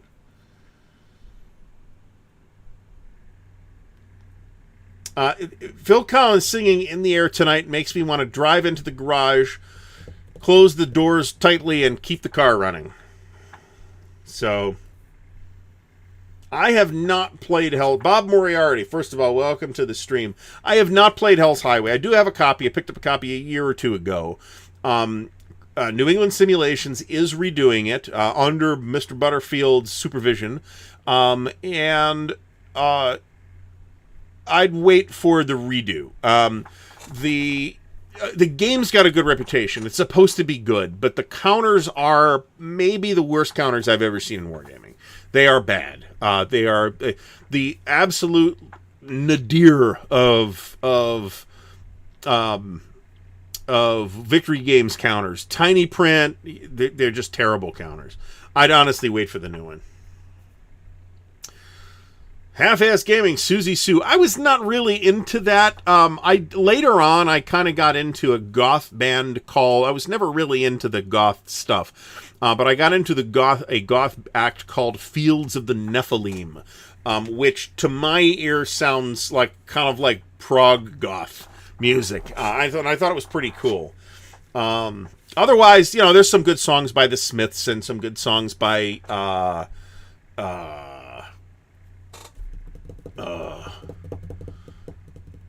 a variety of other bands, but nothing. Bela Lugosi's Dead is fine. So,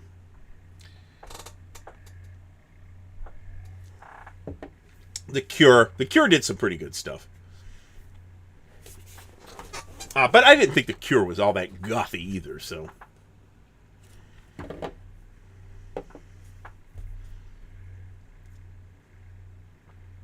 there was for anyone who was in Columbus at the time, there was a place called,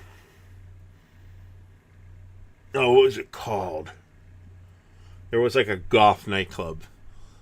And I'm trying to remember what it was called. And it was, I'm not going to tell you what went on there, but what was it called?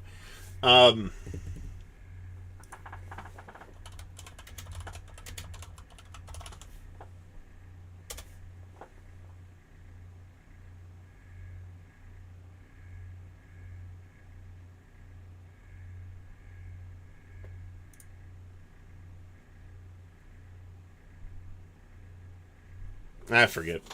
Anyway, American Top 40 with Casey Kasem. Not so much. I mean, certainly I like plenty of popular stuff, too.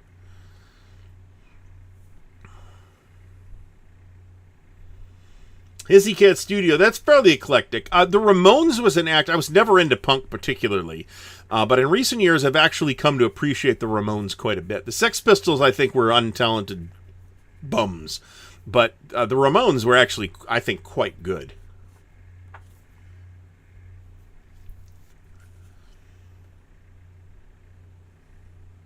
Nordic Maelstrom, thanks for stopping by. It is appreciated. Bauhaus has heard at the beginning of the hunger. Yeah, that's true.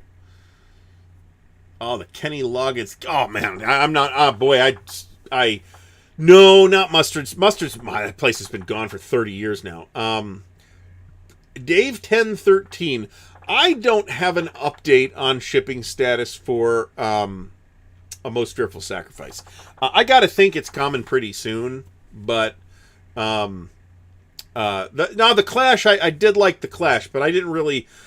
I think the Clash was a little more musically sophisticated. At least the stuff I heard on the radio, and that might have been the difference, is they got played on the radio. A lot of this other stuff didn't, like commercial radio in Cleveland, for example. Jason LaRiviere, Kenny Loggins' new song's coming in Top Gun 2. Is that actually true? One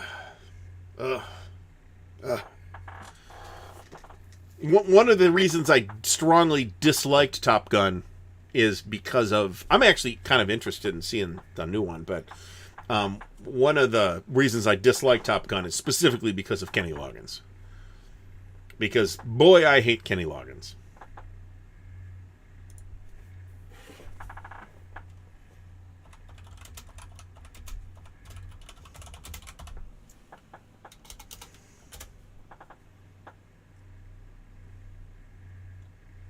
I'm trying to remember the name of this place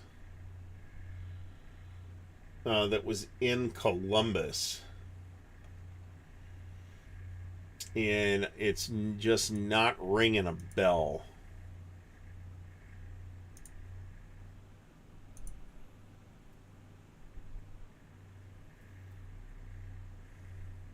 Outland is what it was called. Outland Nightclub.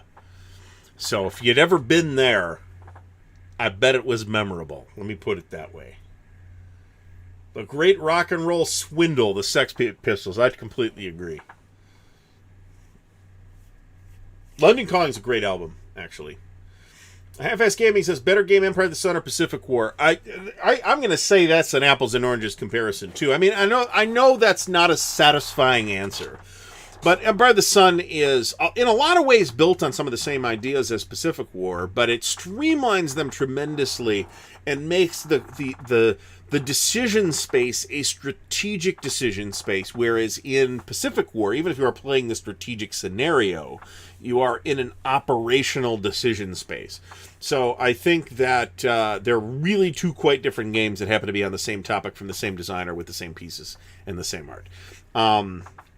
Outland the movie. That is a good movie. There's actually a Cepheus Engine hack called Hostile, which is sort of a Traveler, esque clone intended to be set in settings like Alien and Outland and things like that. And it actually looks pretty neat, but I haven't picked it up yet.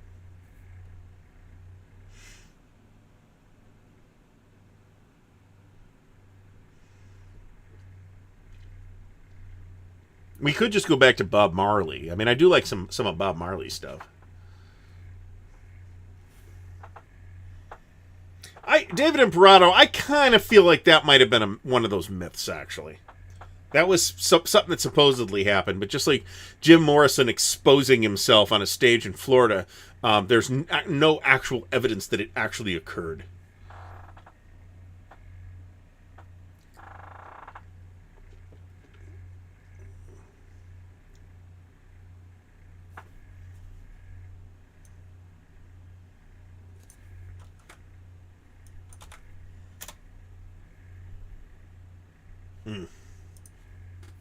Peter Boyle was the bad guy in Outland, or at least one of the bad guys.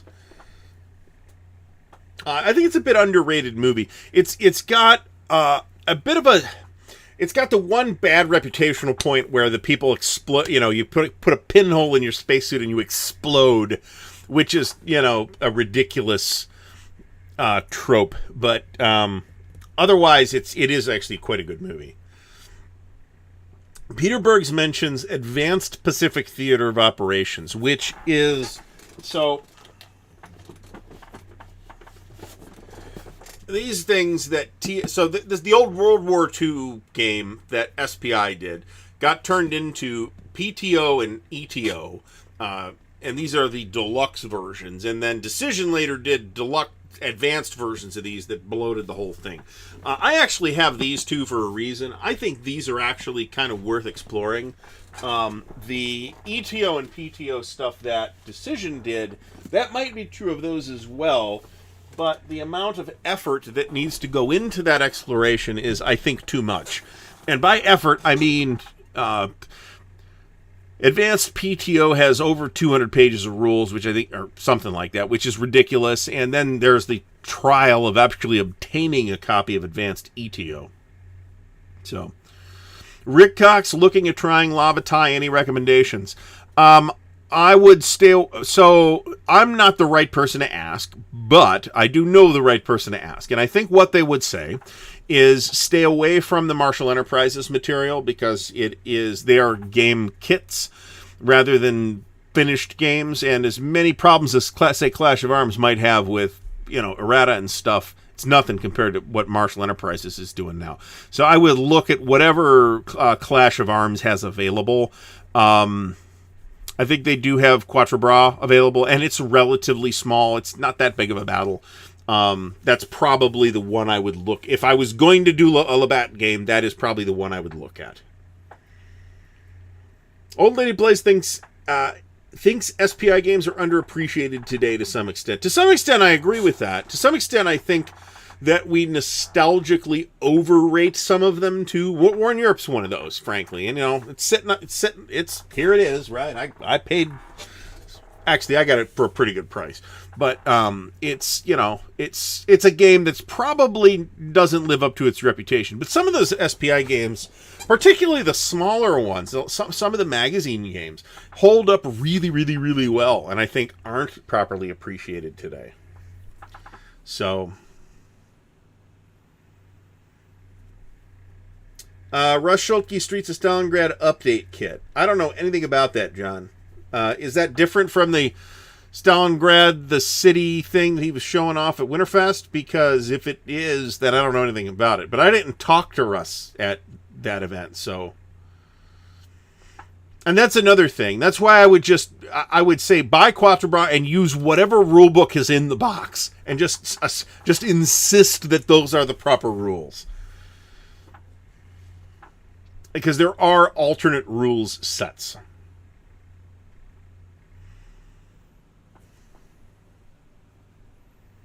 Doug's right about that. I think that's true of a lot of stuff. That's true of a lot of music, too. People say, oh, the music was so much better in the 60s, or whenever, right? And, okay, but we don't remember the trash. We remember the good stuff. So, I think there is some truth to that. I don't think update kit is a if that's what John, if that's what you're talking about, then I don't think update kit is an accurate description of that product. That appears to me to be its own new game on Stalingrad that might happen to have some kinship with the old Streets of Stalingrad, or one of the old Streets of Stalingrad. There was a lot of people that were interested in those when I started posting pictures of them, by the way. It does look nice, I have to say. I wish he'd hung around longer and had talked to more people. So, Stigler, any wargame map has distortions on the map. I mean, the map maker has to make decisions. John, I didn't think so. I'll be happy to be corrected, but I don't think so. I do remember Wendy O. Williams. Well, about the Plasmatics. Not really didn't think much of their music, but I mean, she was certainly memorable. The late Wendy O. Williams.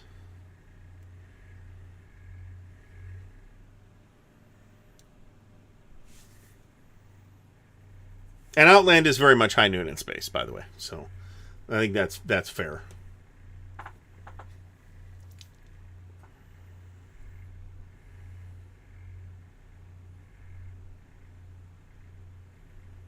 I mean, there's plenty of bubblegummy rock in the '80s too, and for that matter now. Um,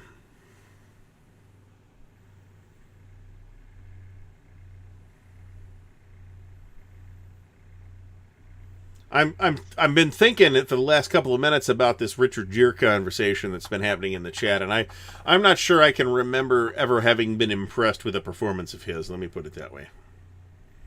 Virgin Queen's map is very distorted. I mean, all maps are distorted, right? The Earth is not flat, so despite what some might have you believe, so all maps are distorted to some extent. Some maps are distorted more than others. Some maps are distorted the way they are purposefully. Another good another good example of that is Empire of the Sun, right? It's got a very peculiar map projection that is intended to focus the map on the sort of South and Central Pacific. And if you start looking at the Indian Ocean stuff and the Aleutian stuff, it's like, yeah, the angles are a little weird here. The same thing applies to Pacific War as well. I haven't seen an officer and a gentleman in 25 years at least, so...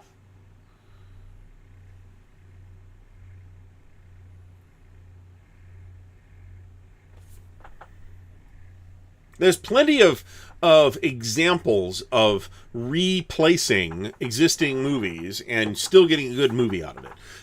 One example would be The Magnificent Seven, which is a absolute clone of Kurosawa's Seven Samurai, except it's in the Wild West instead of in Samurai area, and it's still a great movie. There's also... Kurosawa seems to have been particularly picked on in this respect. So, but then Kurosawa went and did Ron, which is basically King Lear. So, you know, there's nothing really wrong with that. The project, whatever it is, has to have something of its own to say. Oh, Jason LaRiviere, you're killing me. I should ban you for that. First Night is one of the worst movies ever. It is an absolute turd. They're wearing spandex in First Night. It is terrible.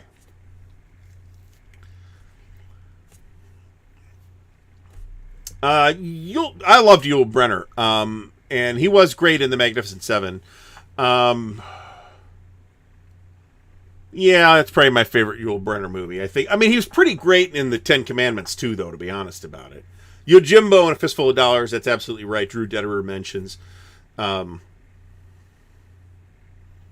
Beyond the Stars was also based on Seven Samurai. That's absolutely right. Except it's not that good. Although it funnily also has Robert Vaughn in it, who is also in the Seven Samurai. So...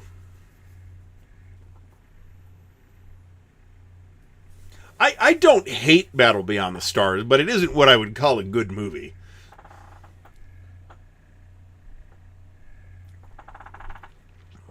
Ugh. I don't think First Night is fun. I think it's just bad. A Knight's Tale. Are we thinking of A Knight's Tale? Because that's like a historically ludicrous movie that everybody nevertheless loves because it's it's a tremendously fun film.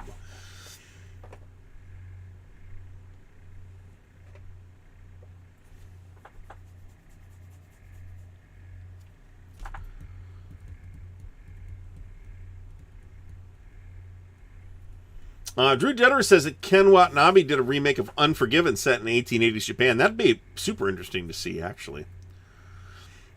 John Stanley, I have heard really good things about Jeff Bridges' True Grit, actually. I've never seen the John Wayne original. I'm a little bit less a John Wayne fan than a lot of folks, I'll tell you that. So...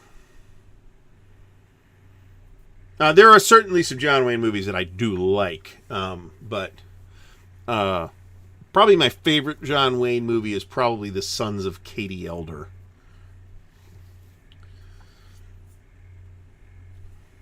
Iron Eagle versus Top Gun is kind of probably one of those things where one idea happened and then two different scriptwriters took up the idea and the movies both got released around the same time.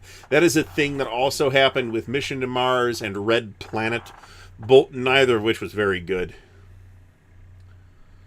Yes, Robert Vaughn is the same character in Battle Beyond the Stars as he is in The Magnificent Seven. Excalibur is fantastic. So the best Arthurian movie, I don't think it's close. I think it's Excalibur. It's been so long since I read the book that I might have a different opinion of it now. But I really liked The Mists of Avalon, and I did feel like the miniseries version of that was pretty good. Not awesome, but pretty good. Better than First Night, that's for sure. The Guy Ritchie King Arthur is really bad. I've never seen Camelot with Richard Harris.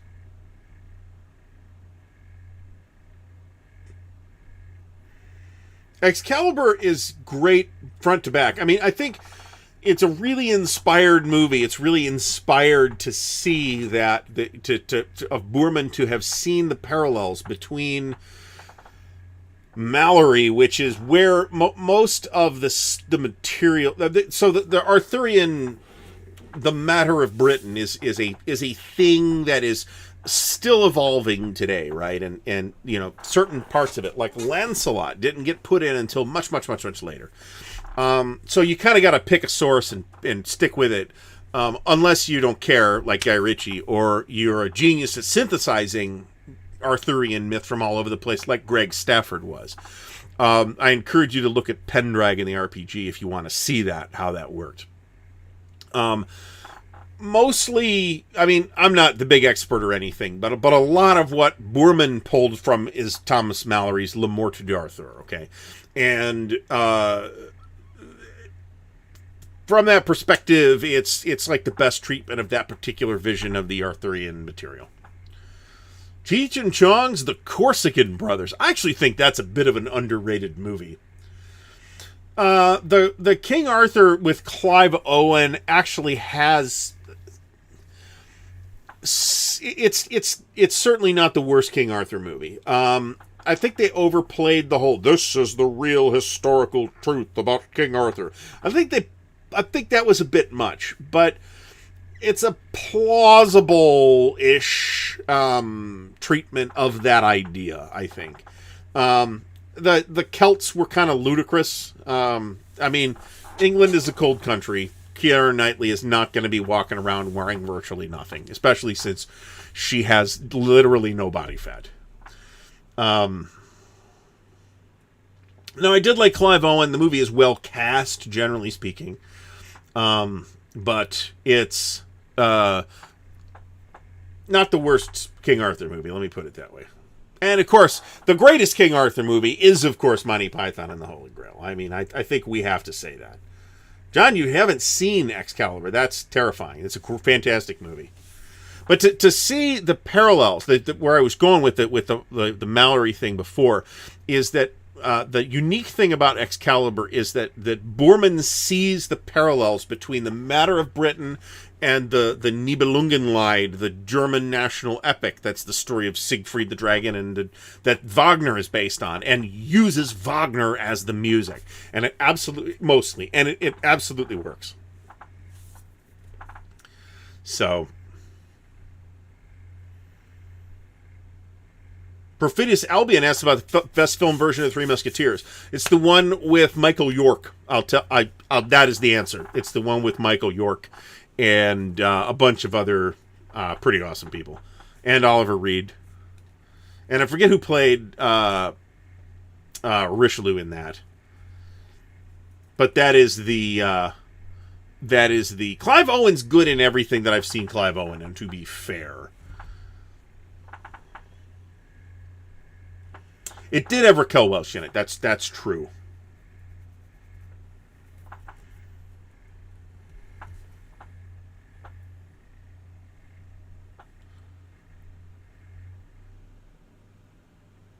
I can't spell it in my head, but I think you're probably right.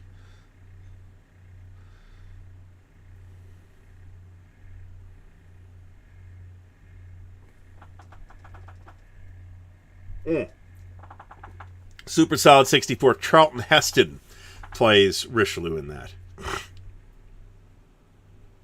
That's a pretty credible Romeo. Although, I mean, Michael York and was it Julie Christie that was Juliet in that? Were both way too old, but that is a pretty good Romeo and Juliet too.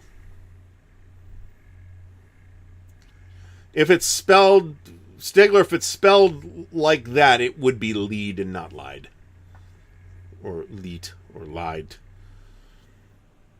Still working on learning German, so it's all good. Oh God, Wing Commander. That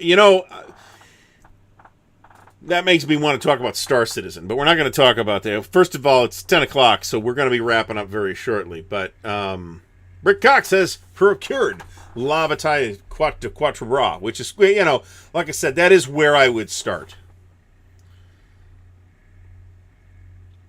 Jeff Beeler says George MacDonald Fraser wrote the Michael York Three Musketeers. I'm not sure. I'm pretty sure I didn't know that. I like a lot of Charlton Heston's material, actually. I think Charlton Heston was good in a lot of stuff.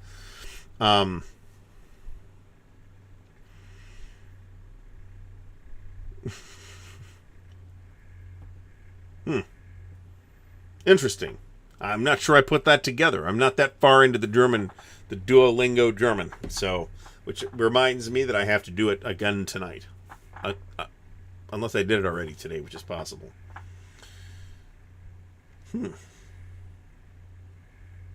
Ravidius Albion says that the scariest film ever was the Andromeda Strain. As long as you stayed awake, yeah. Old Lady Plays says that the best goats for Three Musketeers are in the Soviet version. I would not make that bet. I would not bet against her on that. That is probably almost certainly true. I've actually been watching a German recipe channel that does the English voice, but the German subtitles. It's called Schnell Lecker Cooking or something, Kuchen or something like that. And it's the early recipes on that channel are absolutely horrifying, like how to make your own bologna and stuff. But lately it's all been bread, and the bread recipes look pretty good. So, The Death of Stalin. We almost mentioned that every episode, actually. That's a great movie. You should watch that. Wherever it is on streaming right now, you should watch The Death of Stalin. It is hilarious, in a very dark way, and yet pretty much historically accurate. All of the stuff that happens in that movie pretty much happened. So, yes, John Longshore. That's why they hired Rod Steiger to be Napoleon, and a French director. So, or no, it was who was the director of that thing? It was, I think, it wasn't French. Soviet director. So, Tabletop's Edge, thanks for stopping by. Now that we're about to wrap it up for the night. So, the best version of Macbeth is when done in the original Klingon. That was Hamlet, as you are probably aware. So,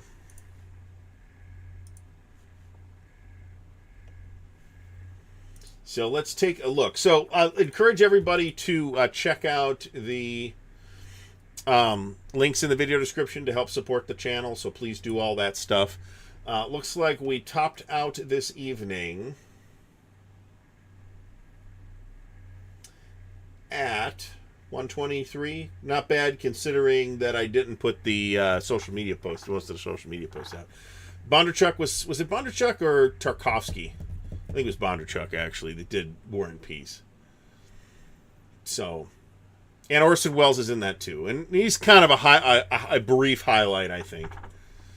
So, all right, Brian Jarvis, thanks for stopping by. Anyway, thanks everybody for stopping by. We'll be doing Stream with Dan tomorrow on Dan's channel. There should be an unboxing video on Thursday, assuming I get it edited.